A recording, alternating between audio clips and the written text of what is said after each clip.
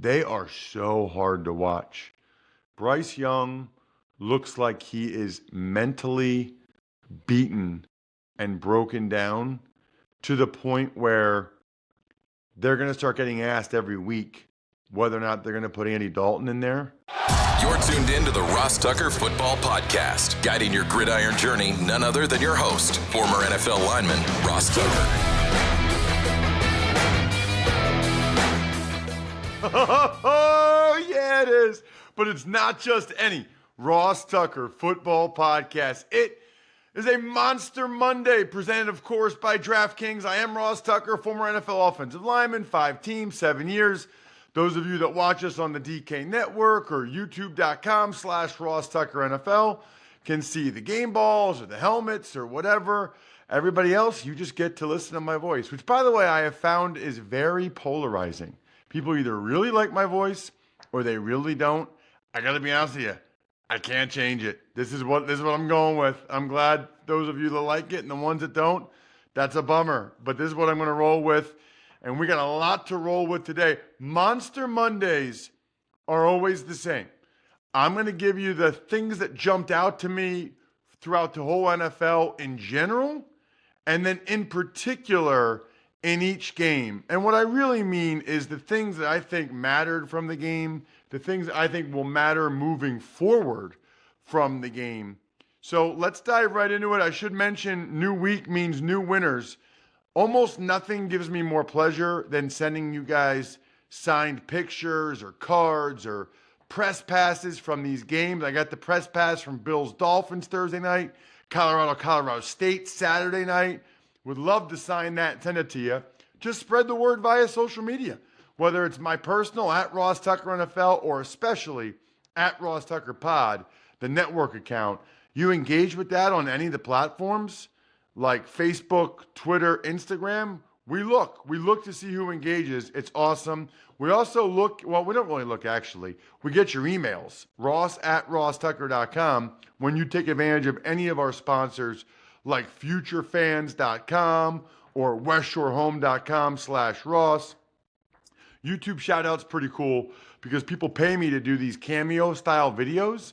You get it for free just by making a YouTube comment after you subscribe. YouTube.com/Ross Tucker NFL. Speaking of shout-outs, we keep getting more and more patrons to start the year, which is awesome. How about Randy Samuelson, Kyle Awalt, Mark Garcia, all became Tuckheads members of Patreon.com/RT Media so they can get the even money bets and be part of our private Slack channel, which is awesome. Let's dive into it. It's Big Show time. The Big Show.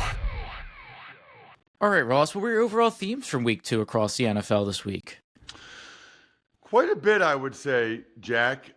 It was nice, by the way, to just be able to be home and red zone it all day and watch all the games. That was nice. I love doing games, obviously, but since I was on college this week, Colorado State, Saturday night, I took the red eye back, and so I was able to watch all the games yesterday. So you get a really good feel for it. I'll tell you one of the things that jumps out to me, Jack, and I know we know this already, but sometimes I like to verbalize it. It's just unbelievable how much quarterbacks run now compared to, like when I was even playing, right? 20 years ago. I mean, you sit there on the red zone and you watch the amount of times that Lamar Jackson runs or Baker Mayfield is running. Right? Anthony Richardson, Malik Willis, even Deshaun Watson. I mean, I'm watching Jacoby Brissett at times. Levis. I mean, Jaden Daniels a lot. Kyler. I mean, it really jumps out. It really jumps out how often quarterbacks are ball carriers, which is neither here nor there other than to say it's a really nice thing to have. And those guys just got to make sure that they're not taking certain shots. I think some of these guys, Caleb Williams in the pocket was getting rocked last night. Jaden Daniels, these rookies are going to learn really quickly, one way or the other, that they're not able to run away from everybody like they could. They're not able to make guys miss. I mean, Caleb Williams is used to making these heroes. He was getting smashed. And even when he ran, he tried to lower his shoulder. That is just not smart. You cannot do that. Another thing that jumped out to me, I don't think we ever talk enough about just how important coaching is. Now, ironically, two of the teams I'm critical of, they ended up winning the game. But late in the game, the Bucs are up 4, and the Lions are out of timeouts, or maybe they had 1 left, and the Bucs tried an RPO, and Barnes batted it down from Baker. I understand what the Bucs were trying to do. I understand what the Browns are trying to do. They're trying to end the game with the ball, which I respect. But man, oh man, you just, those 40 seconds are huge. It changes the whole complexion of the game after that. It changes what the other team has at their disposal when they get the ball. Bucs tried an RPO, ball got batted down. I didn't care for that. And then the Browns, they did like a bootleg with Deshaun Watson, and he had the ball batted. He's just got to take a sack in that situation. If it's not open, take the sack. You're going to punt it anyway. Take the sack and have that time going off so the Jags don't have a chance to throw the ball down near the end zone. That's how you lose games. Those teams are fortunate, I thought, that they both won. I did not agree with Sean Payton's decision to kick it deep as opposed to the onside kick late for the Broncos. However, I'm not going to kill him for that because the chances of recovering an onside are very small. And I don't know what, math they have or analytics or whatever, where he thought that would be his better option. Obviously he did. I don't agree, but I don't have access to all the information he had. And then while I'm talking about coaches, how about Matt LaFleur? You get a win against what I think or thought was a decent team like the Colts with Malik Willis as your quarterback after he's been there for 2 weeks. So you're taking a quarterback that, by all indications so far, has been horrible, like a horrible NFL quarterback. And Steve Fezzik even talked about that on the Even Money Betting podcast. And he's only been there for 2 weeks, and LaFleur gets a win. Any win the Packers get without Jordan Love is like gold, absolute gold. And then for the Vikings, Kevin O'Connell, that guy can flat out coach. Getting to 2-0 with Sam Darnold. One was on the road. This one's against the Niners. I know they didn't have McCaffrey, but still, he's got Sam Darnold playing at a high level. Anytime you get quarterbacks playing at a competent level that never really have before, a lot of that is coaching.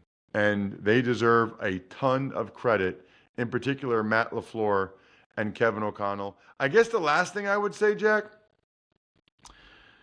not all losses are the same. If you're the Ravens, you cannot lose that game. You're up 2 scores at home to the Raiders. We'll talk about that momentarily, but the Ravens have had, it's interesting because they're a good team. They win most of their games, but their losses are to brutal losses at home with leads. That is going to come back to bite them. I'm telling you, it is at the end of the season, one way or the other. And then the Bengals, they completely outplayed the Chiefs, completely outplayed them, and still lost.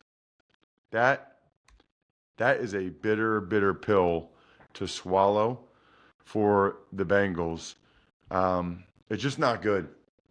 It's just not good. And I understand if Bengals fans want to get a little Smirnoff because it's the perfect vodka for crafting delicious cocktails that are easy to make and versatile for any and all fans over 21. I love that's not only the world's #1 vodka, but an official vodka partner of the NFL, an official vodka partner of the Ross Tucker Football Podcast. Grab a bottle of Smirnoff at your local retailer or head to Smirnoff.com to find recipes of delicious cocktails perfect for game day. Please drink responsibly. Smirnoff #21 vodka, distilled from grain, 40% alcohol by volume. The Smirnoff Company, New York, New York. Please do not share with anyone under legal drinking age. All right, Ross, like you sort of just mentioned, Baltimore, they stunningly start the season 0-2, losing to the Raiders 26-23 on the road. So let's start with the Raiders. They've got some positive things going on this game, right? I mean, they've kind of found who their go-to guys are throwing the ball. We already knew about Devontae Adams, but Brock Bowers, their tight end, he's a real guy in the NFL already. I mean, he is a real guy in terms of, being able to get open, being able to catch, clutch passes on third down. I mean, he was huge late in that game. And then defensively, Max Crosby, he hasn't missed a snap yet this year, which is just unheard of, absolutely unheard of for a defensive lineman. Again, 4 TFLs, 5 pressures, 2 sacks.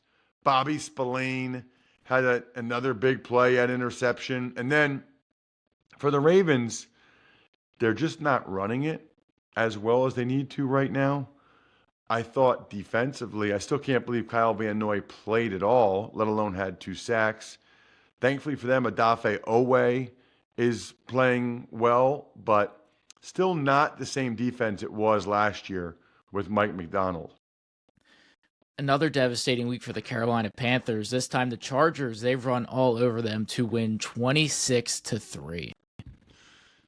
It's hard not to think that the Panthers are the worst team in the NFL and are going to be for the whole season. I mean, first of all, maybe it took a little bit of time, but the Chargers, again, ran over an opponent in the second half. That is a really good sign moving forward.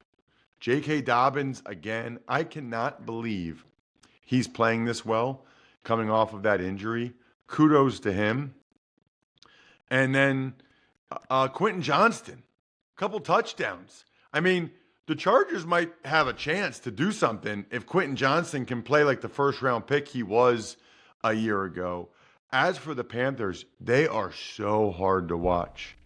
Bryce Young looks like he is mentally beaten and broken down to the point where they're going to start getting asked every week whether or not they're going to put Andy Dalton in there.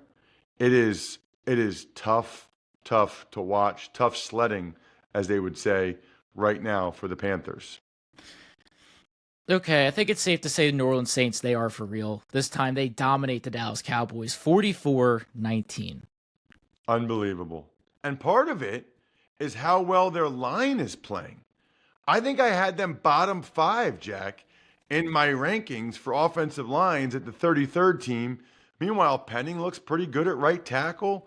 Lucas Patrick is holding it down at left guard. I mean, their O-line is playing well, which is a huge part of this. It's giving Carr time to throw these bombs to Rashid Shaheed. Alvin Kamara looks like he's found the fountain of youth. I mean, I said this on social media yesterday at Ross Tucker NFL. Alvin Kamara and the offensive coordinator, Clint Kubiak, those guys are going to be able to go to the bank with the way they're playing right now. And, Kubiak will be a head coach. Kamara will be able to get one more big contract, I think. For the Cowboys, it felt like they were moving the ball. They just couldn't get it done in the red zone. I mean, even their touchdown to CeeDee Lamb, I don't know what the 2 Saints defenders were doing. He caught the ball right in front of him, and they both went right by him for the touchdown. But other than that, Saints defense did a nice job. I love the corner blitzes with Alontae Taylor. Tyrann Mathieu was flying around. Saints absolutely, through a couple games, look like they are for real. Speaking of for real, by the way, this future fans thing, Jack, absolutely for real. So first of all, I was getting texts from a couple people I know, friends, and some emails from you guys saying you ordered it. Now I'm getting texts, people saying, Ross, it worked. It worked. Ben sits next to me and watches the whole game with me. It's pretty awesome to get these texts. Here's the deal. It is a storybook-led activity box. The 2 founders were on the show a couple weeks ago, and they talked about how from ages 3 to 10, definitely 4 to 8, this is the way to get your child or grandchild or niece or nephew to understand football and want to sit there with you, which is invaluable. These guys are changing the way kids learn how to follow football. Go to futurefans.com to learn more.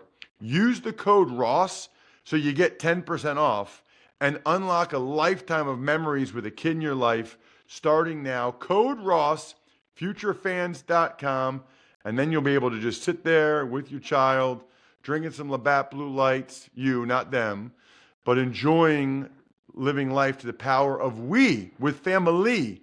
Always enjoy responsibly. Beer, Labatt USA, Buffalo, New York. All right, next up, Tampa Bay, they get revenge for last season's playoff loss, beating the Detroit Lions 2016. Very, very impressed with the Bucs so far. I mean, how can you not be, right? To go on the road and beat a Detroit team like this. Chris Godwin had a huge day for the Bucs. That was the guy that felt like Baker was targeting. I loved Baker's touchdown run, which was incredible. You know, the biggest thing, I should have mentioned this for one of my themes, Jack. Red zone. Red zone. Field goals versus touchdowns it feels like that's 50% of the game right now. I mean, Detroit went 1 for 7 in the red zone. Not good at all. Jared Goff, something seems a little bit off on him. I mean, imagine having Aiden Hutchinson play that well and still losing the game. I mean, every week I'm going to have a hungriest performer of the week on Monday. How do you not go with Aiden Hutchinson? He was everywhere. Now, in fairness, I blame the Bucs coaching staff because no player should ever have more than 2 sacks. Once they have 2 sacks, you should schematically take them away for the rest of the game. The Bucs knew that Justin School could not block him, and they still let Aiden Hutchinson terrorize them, yet they still somehow won the game. Almost 5 sacks. I guess I said 4.5. Unbelievable performance by Hutchinson. And 11oaksfarms.com is unbelievable. They're local. Genuine Wagyu beef, Angus beef, heritage breed pork, free-range chicken. They're all locally raised and available nationwide online, but they're right here. You can shop in person. You're going to see pictures at some point. I have been to the farm. I have seen the cattle, and I have tasted the meat. 11oaksfarms.com. Green Bay, they were another run-heavy team this week, beating the Colts 16-10. Isn't that something? I mean, you know that they're going to run it because they have Malik Willis, and you still can't stop it. That is a great lesson and example for how just because a team puts an extra defender in the box doesn't mean you can't run the rock, which is exactly what the Packers did. I thought Willis was very solid, and the Colts, something's not right. I mean, Anthony Richardson, some of those picks, there's something. I think Richardson has a lot to learn still, is how I would describe that. Trevor Lawrence said his winless streak extends to 295 days after an 18-13 loss to the Browns. Wow, that's crazy. Well, listen, the Browns defense is legit. I mean, they were all over him, harassing him the entire time. They are legit. I mean, especially the first 2.5 quarters, he was not able, Trevor Lawrence was never, ever, ever able to get into a rhythm whatsoever. It was bad, really, really bad. The big positive, I guess, for the Jags was just that Brian Thomas, rookie receiver, looks legit. For the Browns, the offense still wasn't great, but Deshaun Watson was at least average. He at least gave them a chance to win the game. Vikings, they moved to 2-0 to 23-17 win over the 49ers. The Minnesota Vikings. So, listen, we know Christian McCaffrey on IR, out for at least 4 weeks. That hurts the Niners offense, but they looked pretty darn good still against the Jets without him. So give a lot of credit to Brian Flores and the Vikings defense. Brock Purdy said after the game, your scheme is crazy. They got that on tape when he was talking with Flores. And then, by the way, Brandon Ayuk is doing like nothing. And then for the Vikings, I said it earlier, Sam Darnold, man. I mean, this game actually would not have been close if it wasn't for Fred Warner. That pick and that forced fumble were the only things that kept the Niners in the game. Seattle, they beat the Patriots in overtime 23-20. Well, those of you that listen or watch the Even Money podcast probably know that I'm surprised there were this many points in the game. These teams were going back and forth scoring early in the game. Way more big plays in the passing game than I thought. Geno Smith is playing well. Both DK Metcalf and Smith and Jigba went over 100 yards. Metcalf had that big, long touchdown. The Patriots still ran it pretty effectively. I would be highly encouraged if I'm a Patriots fan that they can be competitive all year because this is their formula. They were able to run it pretty decent and play solid defense. They're giving themselves a chance in these games. Aaron Rodgers, he gets his first win as a Jet, beating the Titans 24-17. I mean, 2 weeks in a row, Titans probably should have won the game, but they had a punt blocked, and they had an outrageous brain fart play from Will Levis. You're not going to win doing those things. By the way, Levis got crazy fortunate that Calvin Ridley caught that touchdown. I still have no idea how that ball got through there. That was crazy.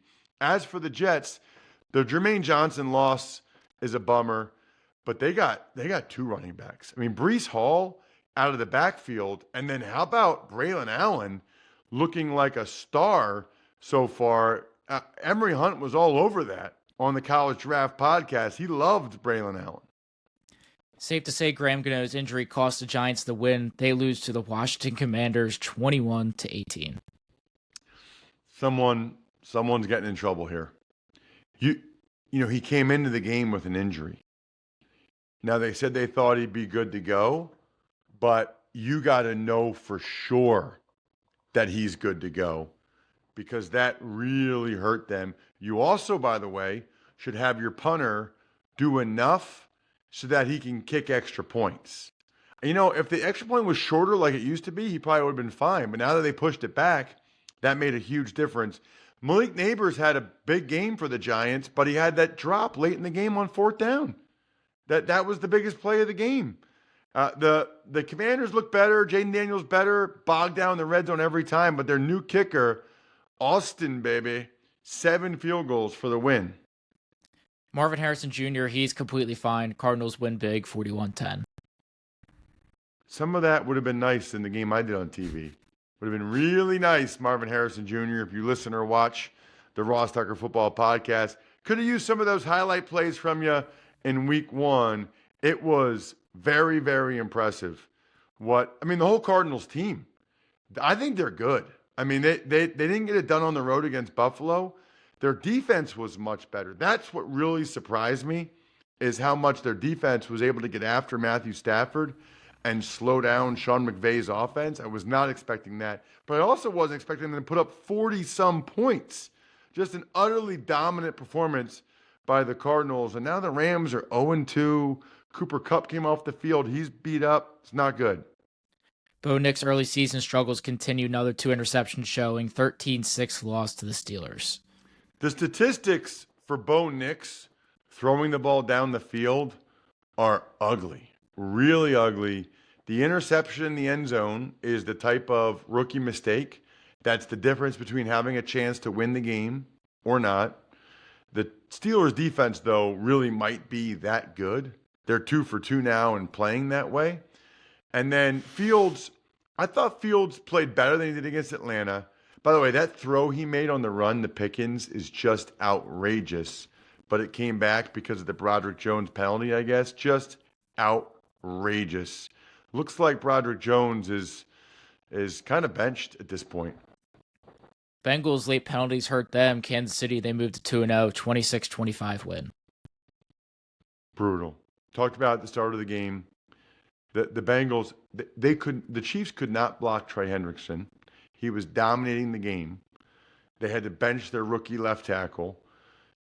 My guy, Yossi Vash from Princeton, who's been on the show, I'll get him on again, had 2 touchdowns. That was sweet.